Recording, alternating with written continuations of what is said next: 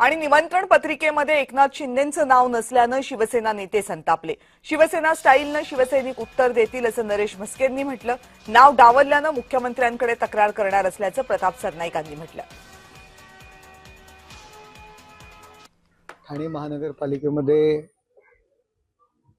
शिवसेनेची आणि भाजप पण शिवसेनेची एकहाती सत्ता आहे। यापूर्वी सुद्धा शिवसेनेची एकहाती सत्ता होती युतीशिवाय। आता युती आहे, त्या ठिकाणी आम्ही सुद्धा या ठिकाणचे जे मंत्री आहेत त्यांचं नाव टाकत असतो।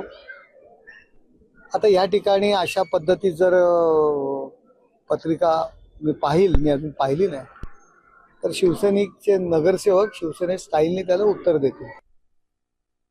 माननीय मुख्यमंत्र्यांनी त्याच्या चौकशीचे आदेश दिले होते, परंतु त्या आदेशाला 48 तास उलटत नाही। तोच नवी मुंबई महापालिकेनं पालकमंत्री म्हणून कार्यरत असलेले गेल्या अनेक वर्षांपासून एकनाथ शिंदे साहेबांचं नाव डावललं आणि त्याचबरोबर त्या पत्रिकेवर तरी खासदार किंवा आमदारांची नावं होती, पण ह्या पत्रिकेवर तर खासदार आमदारांची नावं जर नसेल तर दुर्दैव आहे।